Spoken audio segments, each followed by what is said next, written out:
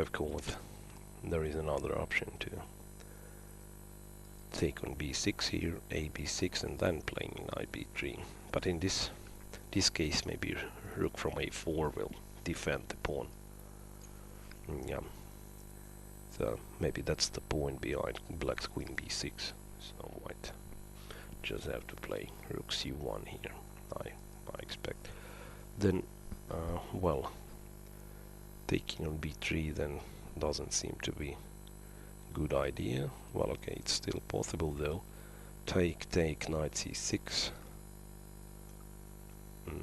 Or knight f5. Well, but yeah, taking b6 looks actually better for white. Knight c6, even bishop d5 should give some sort of advantage here. Is maybe white is just winning a pawn. Also some rook d1 seems to win the pawn back then, and again white is a bit better due to a better pawn structure. So rook c1, knight c6 at once then.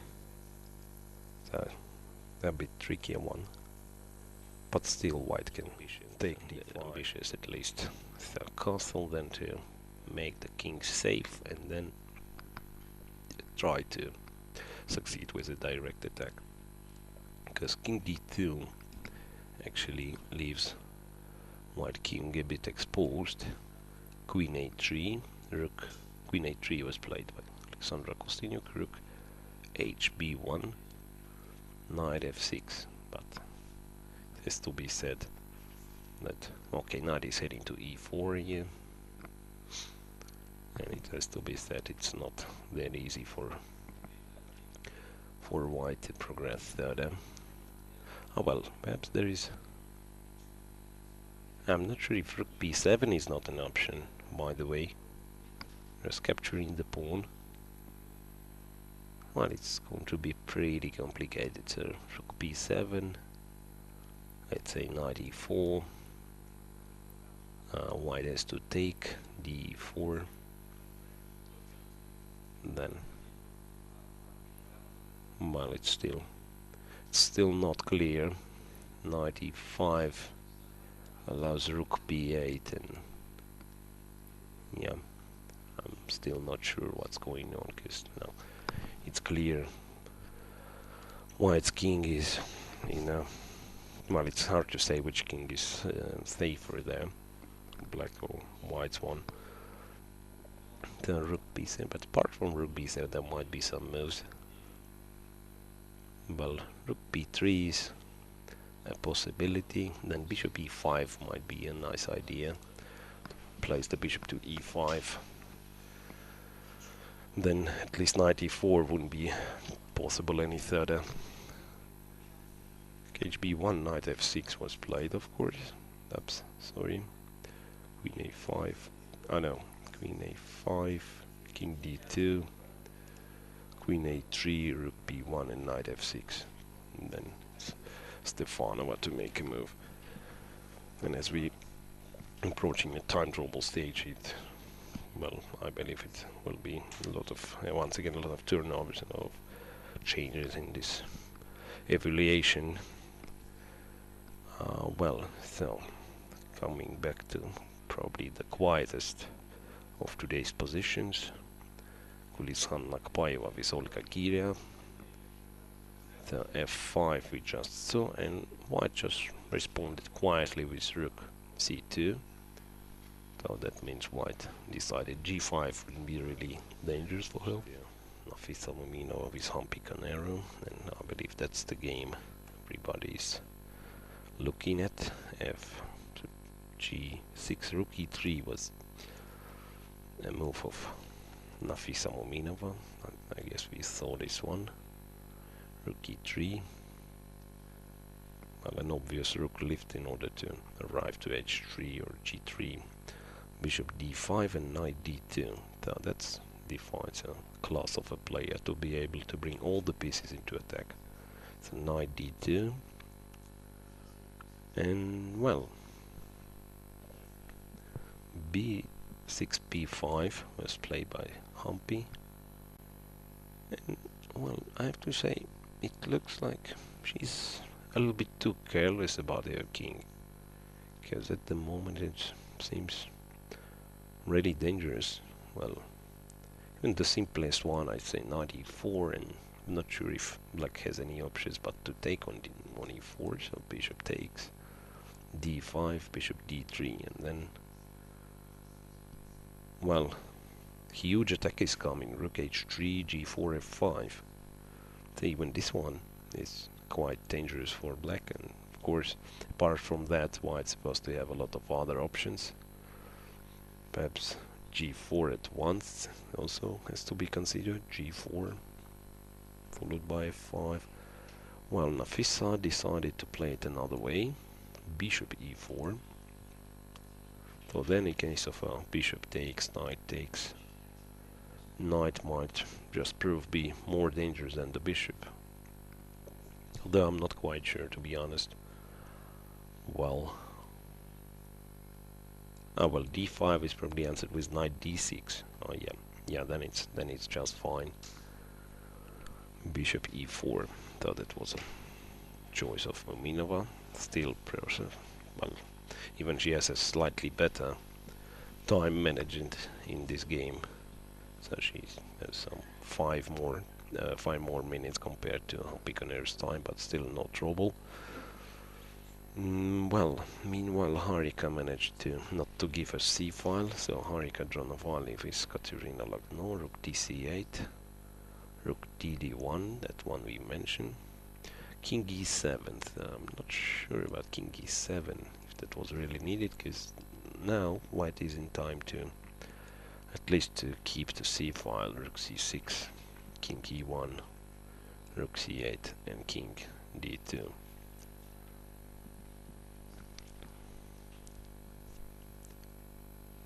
Then, well, looks like there is no risk for white, but as well, if black just changes everything here on c1 and then just place the king into a center, there shouldn't be any risk for black as well. So I'd say black may just start with g5, and then setting all her pawns on dark squares eventually. Okay, king d6 for instance, king c3, something like b6 followed by f6, h6. It's just a fortress. So Katerina Lagno may just take on c1 everything, and that's going to be a draw. And I don't see, to be honest, much of a sense to insist on playing this game honest. Well, white's position is pretty solid, so rook c1 and eventually a draw seems to be a logical outcome here. Well, Stefanova with Kostyniuk once again, it becomes pretty tense. Knight f6, rook b3 was played, so this way white drives the queen away, queen a6, and bishop e5. So bishop e5, then white seems like white has a concrete threat of playing bishop d3, and well, yeah, g7 is in danger, I have to say. So let's try to figure out what to do for black. Well, yeah, actually bishop d3 is not a threat yet, but what is bad for black, so it's not that easy to defend g7, not in one but as well in two moves. Black can't defend g7 comfortably, so it's not sure what to do. Okay, Alexandra played a move. Guess it was c5, or seems like she played c5, if I'm not mistaken. Yeah, c6, c5.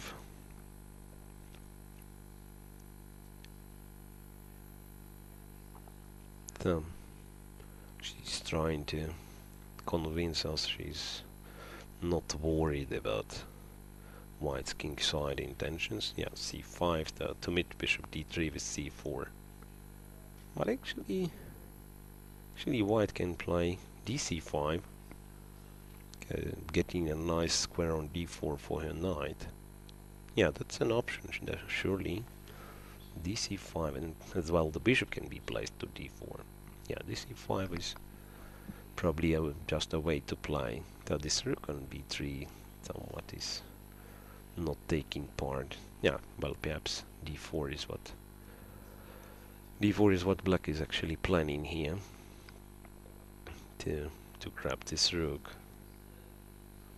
I'm not sure if it's such a, well, it's not that easy to calculate what goes on. I thought even knight d4, for example, bishop b3. Well, it's a pity white cannot capture with the pawn, but even knight b3, getting 2 pawns for an exchange, and a fantastic place on d4 for the bishop, and still some kingside intentions. This might be just much better for white, surprisingly. The c5, and also white can play something else. Not much of an option though. Well, it's, yeah, this knight g4 is actually a nice resource for black, because if that wouldn't be this knight g4, it's after rook g1, then it really would be tough for black. c5, well, the other one would be a4, for instance, and after a4, well, the main point on of a4, I'd say, it's that after rook g1, black is capturing a pawn with without a check, so that won't be a tempo here. So c4, for instance, and here rook g1 is possible, although I'm not sure if it's good. Yeah, of course, rook cannot be taken, as that is bishop h7 check. But after knight g4, somehow it's hard to, well, it looks like the knight is hanging in an air, but somehow it's hard to drive it away. Yeah, but of course after c4, there is no need to sacrifice this rook, so the rook can be just moved somewhere. So anyway, it's getting hotter and hotter here. After c5, so pretty complicated position, and well, it's interesting today as none of the games is defined so far. That's with all of them being pretty tense and rather unclear. Well, perhaps Elina has the best chances, so Elina Danielian, surprisingly, with black, the Chinese player, I have to say. Zhao Xu is not really in the top form in this tournament. Rook dc1, knight c4, and bishop f4, and bishop f6. Well, actually, I forgot to mention that not Zhao Xu with Danielian, it's Gulishan Lakbayeva with Olga Giria, so that's a position from this game. So bishop f6, and both girls were unlucky in the last rounds, if I'm not mistaken. So last round they lost both, and the same applies, I guess, to round before. Well, bishop f6. Then black looks pretty comfortable here. So b4 will be next black's move, and since knight has already arrived to c4, then b3 is met with knight a3 possibly. So, well, seems like black is in a good shape. Well, knight b1, nice touch, so defending a3, which makes b3 possible. Also prophylactics against b5, b4, which then it comes without the tempo.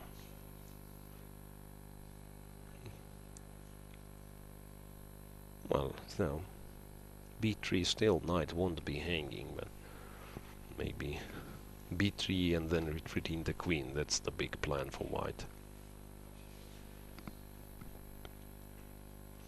So, and if this knight is driving away from c4, then all those pawn moves like a6, b5 may rather turn just into creating weaknesses.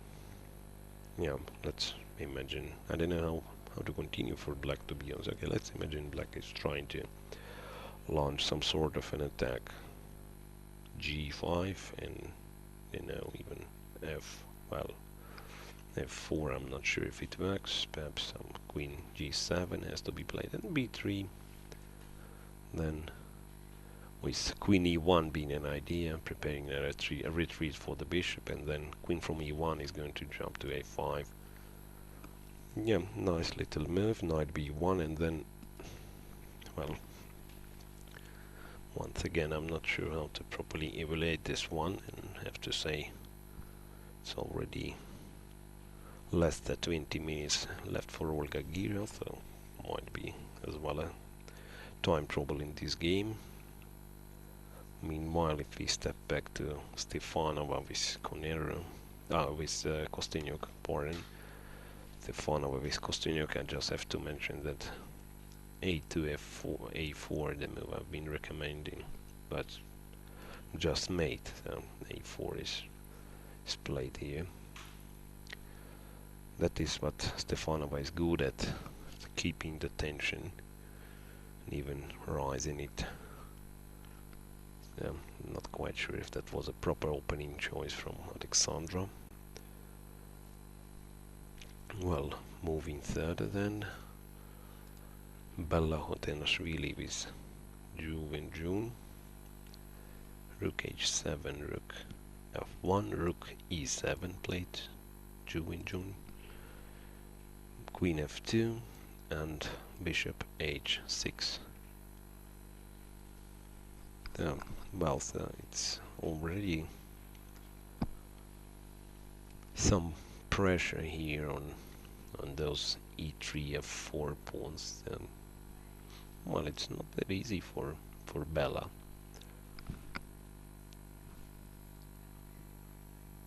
It's hard to name what black is actually threatening here, but still, white looks a bit inconvenient. Now it looks more like white is trying to build a sort of a fortress. So, well, I've just spotted with the white queen being so passive that there is an option to, well, lately perhaps to play queen d6 and then c7, c5. So black can even think about c7, c5. So it looks like black is better then. Still, it's not like a huge advantage or so, but the black definitely has initiative. Although anything can happen, of course. And Zhao Xu with Elina Danielian. So queen f3, rook f3, queen e7 was played actually. So that's the game in which I believe the position is most clear, if I'm allowed to say so. So Lina has definitely much better chances. Knight a3, bishop b7, rook f1, g6, rook df2, and c3 was played. So black wouldn't mind, of course, entering an endgame with 2 pawns up here. In case of rook f8, black just takes the rook. And I have to say, not a much of counterplay I can see for white. So black can, well, just play it slowly. c3, well, the only worry might be that Alina has just 6 minutes left. Although the position is quite thematic to play actually. Black has to put the knight to d5, then give some fresh air to the king, perhaps just lifting it to g7, then the queen will be released and queen's coming to g5, probably with a decisive effect. When white pieces somehow seem to be a bit tied here, and well, I don't see much of an active possibilities. So c3, let's say knight b5, knight. Well, numerous options after knight b5. That there is bishop a6. There is knight d5. Yeah, all in all, seems just fine for Danielian. So c3, and well, I think it's going to be, we're gonna see the first victory for Armenian player. So far it looks like that. Rook e1 has been played. So, well, of course white is looking for an object of counterplay here, which e6 pawn is definitely. But, well, knight d5 comes into my mind. Yeah, perhaps it's not that clear after rook e1, so still white keeps fighting. The black has to be very precise here in this position. I don't know if c3 was really needed. So black just probably wanted to avoid knight c3, knight b5, knight c3 blocking the pawn, but yeah, c3